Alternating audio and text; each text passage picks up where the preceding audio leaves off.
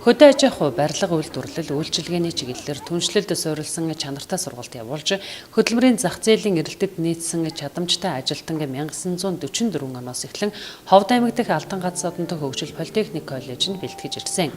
73 жилийн түүхтэй тус сургуулийг 2016-аас 2017 оны хичээлийн жилд 27 мэргэжлэр 1000 гаруй суралцагчид суралцсан бөгөөд энэ өдөр тус сургуулийн 71 дахь төгсөлтийн баярын үйл ажиллагаа боллоо. Өнөөдрийн байдлаар манай сургууль 71 дахь төгсөлтөө хийж байна. Техникийн боловсролоор 3 мэргэжил, мэргэжлийн боловсролоор 16 мэргэжлэр нийтдээ өнөөдөр 27 мэргэжлээс 19 мэргэжлэр манайх 259 суралцагч төгсөж байна. 259 суралцагчдаас 51 суралцагч маань техникийн боловсролоор төгсөж байгаа.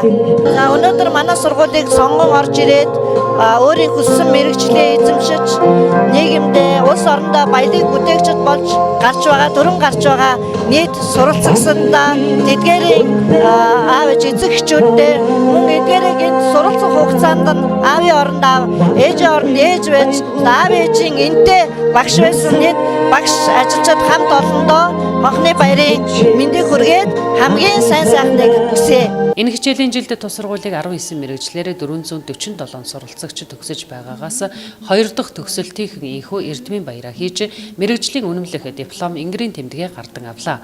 Өөрөөр хэлбэл малын бага эмчээр 38, барилгын техникчээр 13 төгсөгч мэргэжлийн диплом авч ингэрийн тэмдэг зөөсөн бол 17 мэргэжлэрээ 178 төгсөгч мэргэжлийн үнэмлэх гардан авсан юм а. За би энэ Ховд аймгийн хөгжил политехник коллежийн энэ малын эмчийн ангид 2014 онд ирээд 2017 онд одоо ингээд төгсөж байна. Малын эмч мэргэжилтэй энд эрдэмтэн багш нараараа заалгаж мэддэг чаддаг болохны сурж мэдэж авч төгсөж байгаа одоо баяртай байна. За ингээд багш нартай болоод цаашдын ажил төрөлд нь амжилт хүсье. Ангийнханд нь ч гэсэн ажлаа сайн хийгээрэй. Ажил мэргэжлээ сайн эзэмшээд чадсан болохноо мэд сурсан болохноо сайн хийгээрэй л гэж хүсье та. Төгсөж гараад яг юу хий гэж бодож байна? Тогоочийн ажлын байр ер нь хэр эрэлттэй юм болоо? Ер нь сүүлийн үед тогоочийн ажлын байр бол эрэлт хэрэгцээтэй. Тэгээд ер нь одоо төгсөөд тогоочоор сурах гэсэн бодолтой байгаа. Сүүлийн жилүүдэд мэргэжилтэд боловсон хүчин хамгийн их эрэлттэй байгаа бөгөөд тус сургуулийн төгсөгчдийн 70 гаруй хувь нь ажлын байртай болдог байна. Тиймээс тус сургуулийн төгсөгчид өөрсдийн мэргэжлээрээ ажиллах, цаашлаад хүсвэл мэргэжлээрээ үргэлжлүүлэн суралцах бүрэн боломжтой. Нийт суралцагчдын маань 70 гаруй хувь нь ажлын байртай болж байгаа. Ийм амжилтыг үзүүлж байгаа. Одоо түншлэгчдээс мөн төгсөгчдөө шилж ажлын байран дээр шууд очих урилга өгч байгаа.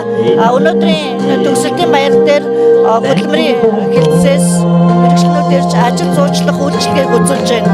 Хөгжил политехник коллежийн 2017 оны 6 дугаар сард төгсөгчдийн эрдмийн баяр, мэргэжлийн диплом, ингэрийн тэмдэг үнэмлэх гартуулах үйл ажиллагаа ажлын гараа өдөрлөгийн үеэр тухайн жилд үйлдвэрлэлийн дадлагыг амжилттай зохион байгуулсан нэр бүхий байгууллагуудыг шалгаруулж шагнаж урамшуулсан юм а.